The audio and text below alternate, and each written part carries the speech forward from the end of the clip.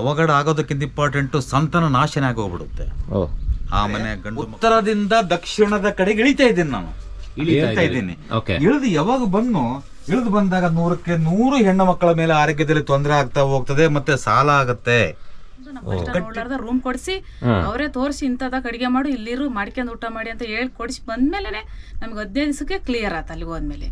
So ಈಗ ಚೆನ್ನಾಗಿದೆ ಮಗು, ಚೆನ್ನಾಗಿದೆ. ಹಾಗಾಗಿ ಇಲ್ಲಿರ್ತಕ್ಕಂಥ ಯಜಮಾನ ಇನ್ನು ಹೇಳ್ಬೇಕಂದ್ರೆ ಆ ದುರಂತದಲ್ಲಿ ಇವ್ರು ಯಾರಾದ್ರೂ ಕೂಡ ದೊಡ್ಡ ಒಂದು ಸಮಸ್ಯೆ ಆಗಬೇಕಾಗಿತ್ತು. ಹಾಗಾಗಿ ಬಾಗಿಲು ವಾಯುವ್ಯವನ್ನು ನೋಡಿದಾಗ ಮನುಷ್ಯನಿಗೆ ಚಂಚಲಾಗಿ ದುಡ್ಡು ಕಳ್ಕೊಳ್ತಾ ಹೋಗ್ತಾನೆ. ಒಂದು ಫಲಿತಾಂಶ ಏನು ಬರುತ್ತೆ ನಿಮಗೆ ಅಂತಂದ್ರೆ, ಒಂದು ಕೆಲಸ ಕುಂಟ್ತಾ ಸಾಗ್ತಾ ಹೋಗ್ತದೆ. ನೀವು ಮಾಡಂತ ಕೆಲಸ ಕೂಡ ಈ ಲೇಬರ್ ಬರೋದಿಲ್ಲ, ಇನ್ನೊಂದು ಬರೋದಿಲ್ಲ, ಕೆಲಸ ಫಾಸ್ಟ್ ಆಗೋದಿಲ್ಲ.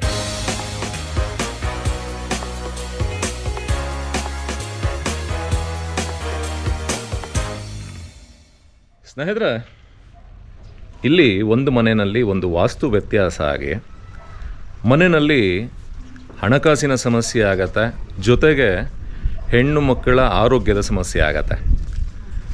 ಸೊ ಏನಕ್ಕೋಸ್ಕರ ಹೆಣ್ಣು ಮಕ್ಕಳ ಆರೋಗ್ಯದ ಸಮಸ್ಯೆ ಆಯ್ತು ಇಲ್ಲಿ, ಹಾಗೆ ಏನಕ್ಕೋಸ್ಕರ ಇಲ್ಲಿ ಹಣಕಾಸಿನ ಸಮಸ್ಯೆ ತಲೆದೋರ್ತು, ಇದನ್ನೆಲ್ಲ ತಿಳಿಸ್ಲಿಕ್ಕೆ ಇಲ್ಲಿ ವಾಸ್ತುಗುರುಗಳು ಬಂದು ಏನೆಲ್ಲ ವಾಸ್ತುವನ್ನು ಸರಿ ಮಾಡಿಸಿದ್ರು, ಯಾವ ವಾಸ್ತು ವ್ಯತ್ಯಾಸ ಆಗಿರೋದಕ್ಕೆ ಈ ಮನೆಯಲ್ಲಿ ಈ ಥರ ಸಮಸ್ಯೆ ಆಯಿತು ಅಂತ ಹೇಳಲಿಕ್ಕೆ ನಾನಿವತ್ತು ಬಂದಿದ್ದೀನಿ ದಾವಣಗೆರೆ ಜಿಲ್ಲೆ ಚನ್ನಗಿರಿ ತಾಲೂಕಿಗೆ ಬುಳುಸಾಗರ ಅಂತ ಹೇಳಿ ಈ ಊರಿನಲ್ಲಿ.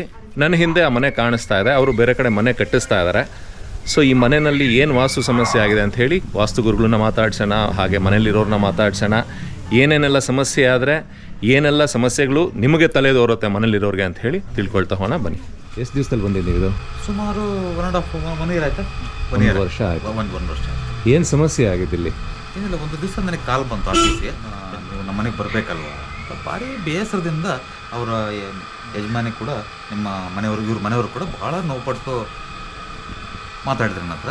ಬರ್ತೀನಿ, ಒಂದು ನಿಮಿಷ, ಒಂದು 15 days ಲೇಟ್ ಆಗುತ್ತೆ ಅಂತ ಹೇಳಿದ್ರೆ, ಇಲ್ಲ ನೀವು ಭಾರಿ ಎಮರ್ಜೆನ್ಸಿ ಇದೆ, ನಮಗೆ ಭಾರಿ ತೊಂದರೆಲಿದ್ದೀನಿ ನಾನು, ಅದೇನಂತ ಹೇಳೋದು, ಅರ್ಜೆಂಟಾಗಿ ಬರಲೇಬೇಕು, ಭಾರಿ ತೊಂದರೆ ಸಿಗಾಕೊಂಡಿದ್ದೀವಿ ಅಂದರೆ ಯಾವುದು ಅಂತ ಏನು ಅಂತ ಹೇಳಿಲ್ಲ. ನಾನು ಅದಕ್ಕೆ ಹೇಳಿದೆ, ನಿಮ್ಮ ಸಮಸ್ಯೆಗಳನ್ನು ಏನು ಹೇಳಕ್ಕೆ ಹೋಗಬೇಡಿ, ನನಗೆ ನೋಡೋಣ ಬಂದ ಮೇಲೆ ಅಲ್ಲಿ ಹೇಳಿದ್ರೆ ನಾನು ಹೇಳ್ತಕ್ಕಂಥದ್ದು ನಿಮಗೆ ಹೋಲಿಕೆ ಆದರೆ ಅವಾಗ ಕೇರ್ ವಾಸ್ತು ನಂಬ್ತಿರಲ್ವ ನೀವು. ಸೊ ಹಾಗಾಗಿ ಬರ್ತೀನಿ, ಜಸ್ಟ್ ಒಂದು 3 or 4 days ಟೈಮ್ ಕೊಡಿ ಅಂತ ಹೇಳಿದೆ. ಸೊ ಸಮಯ ಮಾಡಿಕೊಂಡು 3 or 4 days ಬಂದೆ. ಓಕೆ, ನಾನು ನಿಮ್ಮನ್ನ ಹತ್ರ ಆಮೇಲೆ ಮಾತಾಡಿಸ್ತೇನೆ. ಸೊ KR ವಾಸ್ತು ಗುರುಗಳಿಗೆ ನೀವು ಫೋನ್ ಮಾಡ್ತೀರಾ? KR ವಾಸ್ತು ಗುರುಗಳಿಗೆ ಫೋನ್ ಮಾಡಿದಾಗ ಇಲ್ಲಿಗೆ ಬರ್ತಾರೆ. ಇದು ನೀವಿರ್ತಕ್ಕಂಥ ಮನೆ. ಓಕೆ, ಏನು ಸಮಸ್ಯೆ ಆಗ್ತಾ ಇತ್ತು? ನೀವು ಏನಕ್ಕೋಸ್ಕರ ವಾಸ್ತು ಗುರುಗಳನ್ನ ಕಾಂಟ್ಯಾಕ್ಟ್ ಮಾಡಿದ್ರಿ? ಒಬ್ರಿಗೊಬ್ರಿಗೆ ಹುಷಾರಿರ್ತಾರಲ್ಲ, ಒಳಗೋಗ್ಬೋದಲ್ವಾ? ಒಳಗೋಗಿ ಮಾತಾಡ್ಬೋದಲ್ವಾ? ನಡೀರಿ, ಒಳಗೋಗ್ಬಿಡೋಣ.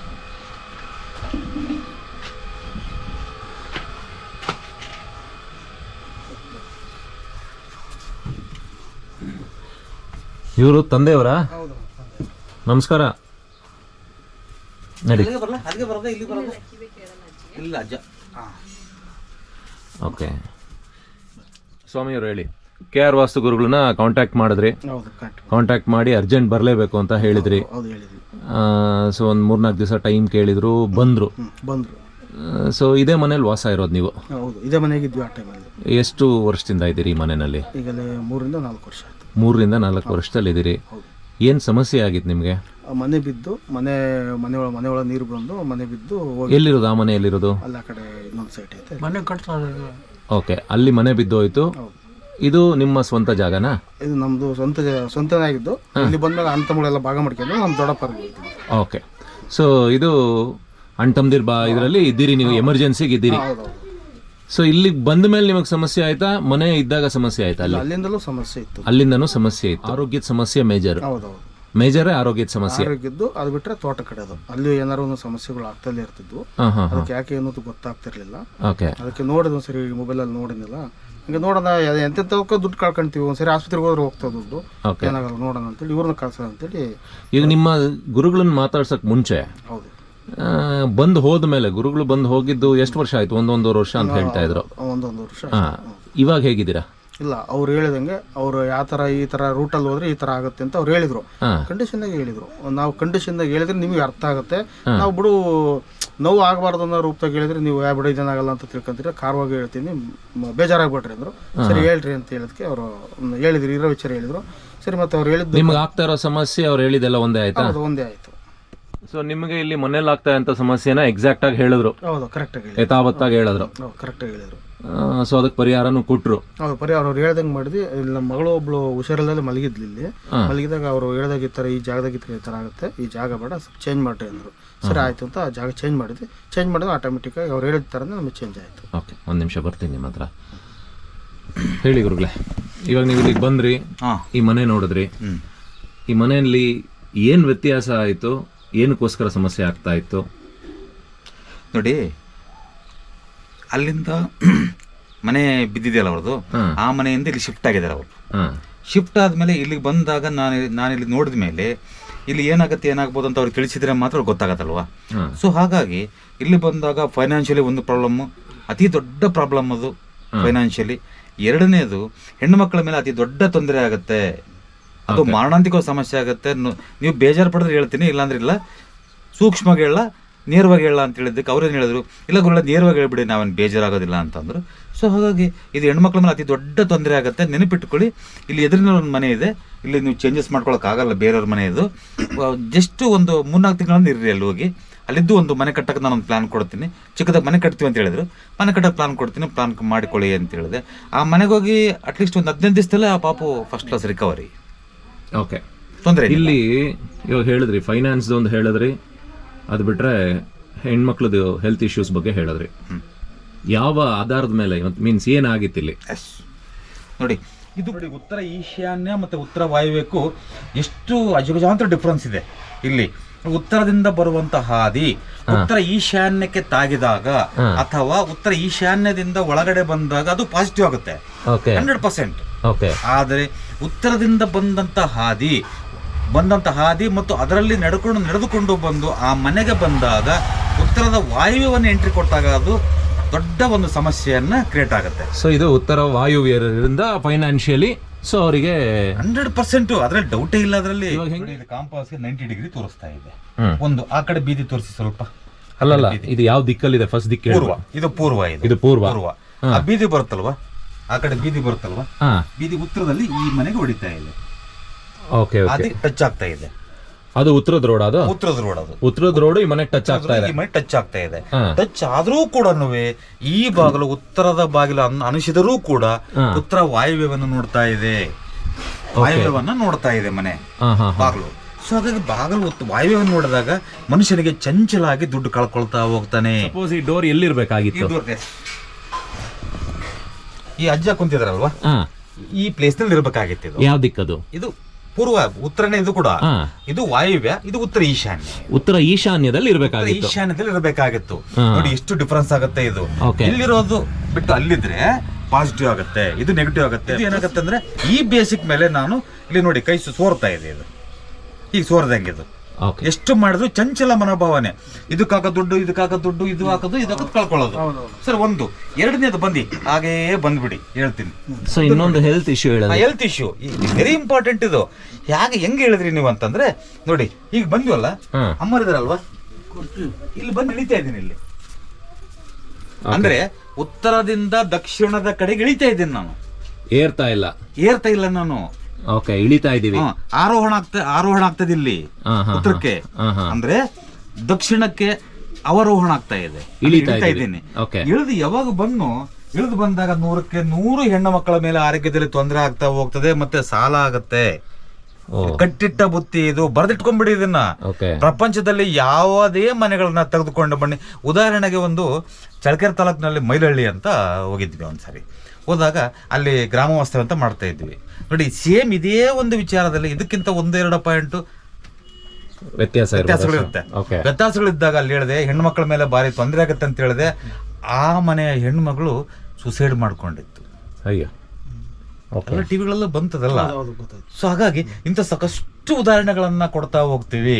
ಹಾಗಾಗಿ ನಿಮಗೆ ಅದಕ್ಕೆ ಭಾರಿ ನೀವು ಬೇಸರ ಆದ್ರೂ ಪರವಾಗಿಲ್ಲ, ಇದು ವೆರಿ ಇಂಪಾರ್ಟೆಂಟ್ ಅಂತ ನಿಮ್ಗೆ ಹೇಳಿದ್ದೀನಿ. ನಿಮಗೆ ಇದ್ರ ಪ್ರಕಾರ ಹೆಣ್ಣು ಮಕ್ಕಳ ಸಮಸ್ಯೆ ಆಗತ್ತೆ.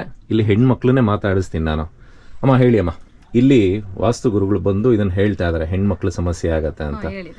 ಸೊ ಹಾಗಾಗಿ ಯಾರಿಗೆ ಸಮಸ್ಯೆ ಆಗ್ತಾ ಇತ್ತು ಮನೆಯಲ್ಲಿ? ನನ್ನ ಮಗಳಿಗೆ ನನಗೆ ಇಬ್ರಿಗೂ ಸಮಸ್ಯೆ ಆಗಿತ್ತು. ಓಕೆ. ನನ್ನ ಮಗಳು ಫುಲ್ ಪೇಷಂಟ್ ಆಗಿ ಮಲಗಿದ್ಲು. ಅಯ್ಯರ್ ಬಂದು ಎದ್ಬಾ ಅಂತ ಕರೆದ್ರು ಎದ್ಬರೋ ಶಕ್ತಿ ಅವಳಲ್ಲಿ ಇರ್ಲಿಲ್ಲ. ಅಯ್ಯರೇ ಹೋಗಿ ಬೆಡ್ ಹತ್ರನ ಎಬ್ರಿಸಿ ಫುಲ್ ಸುಸ್ತಾಗಿದೆ, ಇದು ವಾತಾವರಣ ಇಲ್ಲಿ ಸರಿಯಿಲ್ಲ, ನಾನು ಹೇಳ್ದಂಗೆ ನಡ್ಕೊಳ್ರಿ ಅಂತ ಎಲ್ಲ ವಿವರಣೆಗೆ ಬಿಡಿಸಿ ಹೇಳಿದ್ರು. ಆಮೇಲೆ ಬೇರೆ ಪಕ್ಕದ ಮನೆಯಲ್ಲಿ ಒಂದು ರೂಮ್ ಕೊಡಿಸಿ ಹಿಂಗೆ ಇರ್ರಿ ಅಂತ ಹೇಳಿ ಅಲ್ಲಿ 15 ದಿವಸಕ್ಕೆ ಕ್ಲಿಯರ್ ಆದ್ಲು ನನ್ನ ಮಗಳು. ಚೆನ್ನಾಗಾಯ್ತು. ಎಷ್ಟು ವರ್ಷ ಮಗುಗೆ? ಮಗುಗೀಗ 14ನೇ ವರ್ಷದಲ್ಲಿ ನಡೀತಾ ಇದೆ.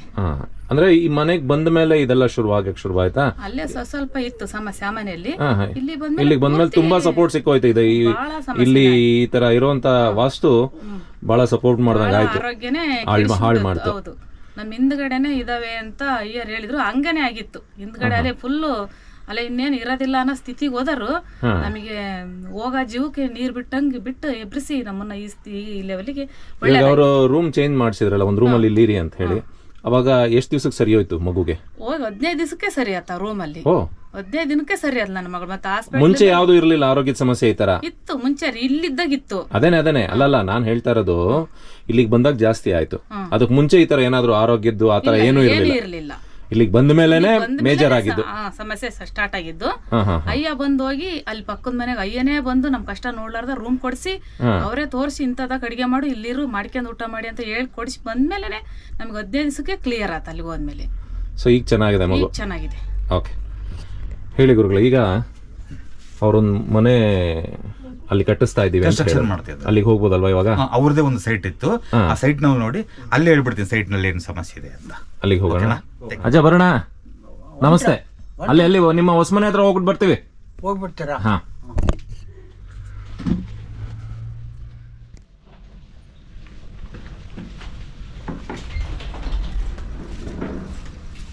ನೋಡಿ ಇಲ್ಲಿ ಹೊಸ ಮನೆಯನ್ನು ಕಟ್ಕೊಳ್ತಾ ಇದ್ದಾರೆ ಅವರು. ಆ್ಯಕ್ಚುಲಿ ಇಲ್ಲಿ ಫಸ್ಟ್ ಮನೆ ಇತ್ತಂತೆ. ಈ 2-3 ವರ್ಷದಲ್ಲಿ ಮಳೆ ಜಾಸ್ತಿ ಆಗಿ ಇಲ್ಲಿ ಸೊ ಮನೆ ನೀರಲ್ಲಿ ಮುಳುಗಿ ಬಿದ್ದೋಗತ್ತೆ. ಸೊ ಈಗ ಈ ಮನೆಯನ್ನು ಕನ್ಸ್ಟ್ರಕ್ಟ್ ಮಾಡ್ಕೊಳ್ತಾ ಇದ್ದಾರೆ. ಬನ್ನಿ ಹೇಳಿ ಸ್ವಾಮಿಯವರ, ಇದು ಹೊಸದಾಗಿ ಕಟ್ಕೊಳ್ತಾ ಇದ್ದೀರಿ ಮನೆ? ಮುಂಚೆ ಮನೆ ಇಲ್ಲೇನಾ ಇದ್ದಿದ್ದು? ಇದೇ ಜಾಗದಲ್ಲಿ ಇದ್ದಿದ್ದು. ಮನೆಯೊಳಗೆ ನೀರು ಬಂದು ಮನೆ ಬಿದ್ದೋಗಿತ್ತು. ಎಷ್ಟು ವರ್ಷದಲ್ಲಿ ಹೇಳಿದ್ ನೀವು? ಈಗ 3-4 ವರ್ಷ. 3-4 ವರ್ಷ ಆಯಿತು. ಈ ಜಾಗದಲ್ಲಿ ನೀರು ನುಗ್ಗಿ ಮನೆ ಅವ್ರದ್ದು ಹೋಯಿತು. ಸೊ ಏನು ಕಾರಣದಿಂದ ಇಲ್ಲೇನಾದರೂ ವ್ಯತ್ಯಾಸ ಆಗಿದೆಯಾ? ಅದರಿಂದ ನೀರು ನುಗ್ಗುವಂಥ ಅವಕಾಶಗಳಿದ್ದ? ಏನೋ ವಾಸ್ತು ವ್ಯತ್ಯಾಸದಿಂದ ಆ ಥರ ಎಲ್ಲ ಆಗತ್ತಾ? ಸೊ ಹಾಗೆ ಇವಾಗ ಮನೆ ಏನು ನಿಮ್ಮ ಪ್ಲ್ಯಾನ್ ಪ್ರಕಾರನ ಇಲ್ಲೇನಾದರೂ ಬದಲಾವಣೆ ಇತ್ತಾ ಏನು ತಿಳಿಸಿ ಅದ್ರ ಬಗ್ಗೆ. ಇಲ್ಲಿ ನೋಡಿ, ಒಂದು ಯಾವುದೇ ಒಂದು ಅವಘಡ, ಅಗ್ನಿ ಅವಘಡ ಆಗಲಿ ಅಥವಾ ಬೇರೆ ಯಾವುದೇ ಒಂದು ಥರನಾದ ದುಷ್ಪರಿಣಾಮ ಆಗೋಂಥ ಒಂದು ಅವಘಡ ಒಂದು ಮನೆಗೆ ಆಗಬೇಕಂದ್ರೆ 100% ಆ ಮನೆ ದೋಷ ಇರಲೇಬೇಕು, ಅಥವಾ ಆ ಸೈಟಿನೆಲ್ಲ ಅದು ಇರಲೇಬೇಕಾಗ್ತದೆ. ಯಾಕೆ ಅಂತಂದ್ರೆ ನೋಡಿ, ಈ ಮನೆ ಹೇಗಿತ್ತು ಅಂತಂದು ನನಗೆ ಗೊತ್ತಿಲ್ಲ, ಮೊದಲು ನೀವು ನೋಡಿಲ್ಲ ಅದನ್ನ. ಆದರೆ ಈ ಮನೆಯ ಸೈಟು ನಾನು ಹೇಳೋದು ಆಗ್ನೇಯವನ್ನು ಬೆಳೆಸ್ತಾ ಪೂರ್ವ ಈಶಾನ್ಯವನ್ನು ಕಟ್ ಮಾಡ್ಕೊಳ್ತಾ ಮುಂದಕ್ಕೆ ಸಾಗ್ತಾ ಇದೆ. ನೆನ್ಪಿಟ್ಕೊಳ್ಳಿ, ಆಗ್ನೇಯವನ್ನು ಬೆಳೆಸ್ಕೊಂಡು ಪೂರ್ವ ಈಶಾನ್ಯ ಕಡಿತವಾಗತಕ್ಕಂತ ಸ್ಥಾನವನ್ನ ಕಟ್ ಮಾಡ್ಕೊಳ್ತಾ ಹೋಗ್ತಾ ಇದೆ. ಹಾಗಾಗಿ ಇಲ್ಲಿರ್ತಕ್ಕಂಥ ಯಜಮಾನ ಇನ್ನು ಹೇಳ್ಬೇಕಂದ್ರೆ ಆ ದುರಂತದಲ್ಲಿ ಇವ್ರು ಯಾರಾದ್ರೂ ಕೂಡ ದೊಡ್ಡ ಒಂದು ಸಮಸ್ಯೆ ಆಗಬೇಕಾಗಿತ್ತು. ಹೇಳಬೇಕು ಅಂತಂದ್ರೆ ಆ ದೈವ ಆಂಜನೇಯ ಸ್ವಾಮಿ ಏನೋ ಚೆನ್ನಾಗಿರ್ಲಿ, ತೊಂದರೆ ಏನಿಲ್ಲ. ಅಂದ್ರೆ ಆ ಥರ ಇದ್ರೆ ಈ ಥರ ಅವಘಡಗಳು ಆಗೋದಕ್ಕಿಂತ ಇಂಪಾರ್ಟೆಂಟು ಸಂತಾನ ನಾಶನೇ ಆಗೋಗ್ಬಿಡುತ್ತೆ. ಆ ಮನೆ ಗಂಡು ಮಕ್ಕಳ ಯಜಮಾನ ಅಥವಾ ಸಂತಾನ ನಾಶ ಸಂಪೂರ್ಣವಾಗಿ ಆಗ್ನೇಯ ಬೆಳೆದು. ಇಲ್ಲಿ ಉದಾಹರಣೆ ಒಂದು ಉದಾಹರಣೆ ಹೇಳ್ಬಿಡ್ತೀನಿ ನಿಮಗೆ. ಚನ್ನಗಿರಿ ತಾಲೂಕು ಹೊಳಲ್ಕೆರೆ ಪೊಲೀಸ್ ಸ್ಟೇಷನ್ನಲ್ಲಿ ಒಬ್ಬ ಸಬ್ ಇನ್ಸ್ಪೆಕ್ಟರ್ ಇರ್ತಾರೆ. ಅವ್ರ ಮಗ ಅವ್ರ ಮನೆ ಕ್ವಾರ್ಟರ್ಸ್ ನೋಡ್ತೀನಿ, ಸಂತಾನ ನಾಶ ಆಗುತ್ತೆ ಅಂತ ಹೇಳ್ತೀನಿ. 100ಕ್ಕೆ 100 ಆಗಿದೆ ಗುರುಗಳಲ್ಲಿ ನನ್ನ ಮಗನ ಆಕ್ಸಿಡೆಂಟ್ ಆಗಿದೆ ಅಂತ ಹೇಳ್ತಾರೆ ಅವರು. ಇದಕ್ಕೇನು ಹೇಳ್ಬೇಕು ಇದಕ್ಕೆ ಅಲ್ವಾ? ಸೊ ಹಾಗಾಗಿ ಇದು ಯಾವುದೇ ಕಾರಣಕ್ಕೂ ತಪ್ಪೋದೇ ಇಲ್ಲ. ಸೊ ಅವಾಗ ಏನು ಮಾಡಿದೆ, ಇಲ್ಲಿ ಆ ಮನೆಗೆ ಬಂದಾಗ ಇಲ್ಲಿ ಒಂದು ಬೇರೆ ಮನೆ ಕಟ್ಕೊಳ್ತೀವಿ ಗುರುಗಳೇ ಅಂತ ಹೇಳಿದ್ರು. ಈ ಸೈಟ್ ನೋಡಿದೆ ಅವ್ರಿಗೆ.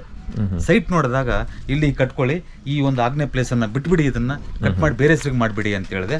ಒಪ್ಕೊಂಡ್ರು ಅವರು. ಇದು ಆಗ್ಲಿಲ್ಲ ಅಂದ್ರೆ ಏನಾಗುತ್ತೆ, ಇದು ಕಟ್ ಮಾಡಲಿಲ್ಲ ಅಂದ್ರೆ ಏನಾಗುತ್ತೆ ಅಂತಂದ್ರೆ ಇದು ದೊಡ್ಡ ದುರಂತವನ್ನ ಅನುಭವಿಸ್ಬೇಕು. ದುರಂತ ಆಗಿದೆ.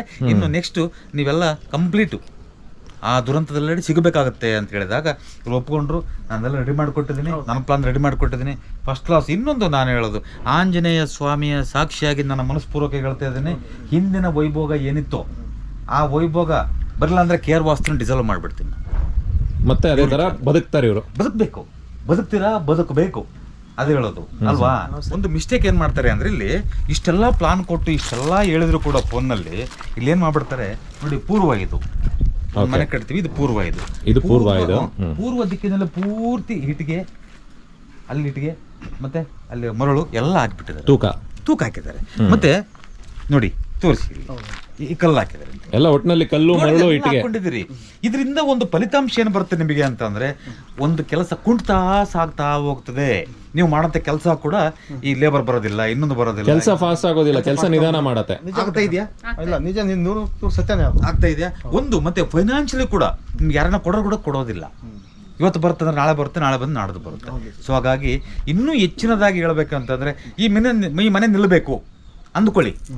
ಇದೆಲ್ಲ ತಗೊಂಡು ಹೋಗ್ಬಿಟ್ಟು ಫುಲ್ಲು ಇದೆಲ್ಲ ಹಾಕೊಂಡ್ಬಿಡಿ, ಎಲ್ಲ ಇದೆಲ್ಲ ತೆಗೆದ್ಬಿಟ್ಟು ಮರಳು ಎಲ್ಲ ತಗೊಂಡು ಹಾಕ್ಬಿಡಿ, ಇಲ್ಲಿ ಸ್ಟಾಪ್ ಆಗ್ಬಿಡುತ್ತೆ ಮನೆ ಕೆಲಸ ಸ್ಟಾಪ್ ಆಗ್ಬಿಡುತ್ತೆ. ಸೊ ಅದಕ್ಕಾಗಿ ನಾನು ಹೇಳೋದು, ಪದೇ ಪದೇ ಒತ್ತಿ ಹೇಳೋದು, ನಾನು ಒತ್ತಿ ಹೇಳ್ತಾ ಇದ್ದೀನಿ. ಅದಕ್ಕೋಸ್ಕರ ಇದೆಲ್ಲ ತೆಗೆದ್ಬಿಟ್ಟು ಈ ಕಡೆ ಹಾಕೊಂಡ್ಬಿಡಿ, ಹೂವಿನ ಹಾಸಿಗೆ ಇದ್ದಂಗೆ ನಮ್ಗೆ. ಇಲ್ಲಿ ಒಂದು ನಿಮಿಷ, ಒಂದು ಕ್ವಶನ್ ಇದೆ ನಿಮ್ಮಲ್ಲಿ. ಇವಾಗ ಇಲ್ಲಿ ಉತ್ತರದಲ್ಲಿ ತೂಕ ಹಾಕಿದೆ, ಪೂರ್ವದಲ್ಲಿ ತೂಕ ಹಾಕಿದ್ದಾರೆ, ಈ ಮನೆ ಕೆಲಸ ಕುಂಠಿತ ಆಗದೆ ನೀವು ಹೇಳ್ತಾ ಇದ್ದೀರಿ. ಅಂದ್ರೆ ಇದು ಯಾವ ದಿಕ್ಕಿಗಿರೋದು? ಪೂರ್ವ ಈಶಾನ್ಯ ಸೈಟ್ ಇರುವಂತದ್ದು ಪೂರ್ವ ಈಶಾನ್ಯ. ಸೊ ಈ ಸೈಟಿಗೆ ಮಾತ್ರ ಈ ಉತ್ತರದಲ್ಲಿ ತೂಕ ಹಾಕೋಂಗಿಲ್ಲ, ಈ ಸೈಟ್ ಎಲ್ಲಾ ಸೈಟ್ಗೂ ಅಲ್ಲ. ಎಲ್ಲ ಸೈಟ್ಗೂ ಅಂದ್ರೆ ಕೆಲವಾರು ಜಾಗದಲ್ಲಿ ಉತ್ತರ ಈಶಾನ್ಯದಲ್ಲಿ ಯಾವ ಸೈಟ್ ಆದ್ರೂ ಕೂಡ, ಪೂರ್ವ ಈಶಾನ್ಯ ಉತ್ತರ ಈಶಾನ್ಯದಲ್ಲಿ ಯಾವ ಸೈಟ್ ನಲ್ಲಾದ್ರೂ ಕೂಡ ಹಾಕುವಾಗಿಲ್ಲ, ಕಾಂಪಾಸ್ಗೆ ಅನುಗುಣವಾಗಿದ್ದಲ್ಲಿ. ನಾನು ಹೇಳೋದು ಈಗ ಉದಾಹರಣೆ, ಕಾಂಪಾಸ್ಗೆ ಅನುಗುಣವಾಗಿದ್ದಲ್ಲಿ ಅಂತ ಪದೇ ಪದೇ ಹೇಳ್ತಾ ಇರ್ತೀವಿ.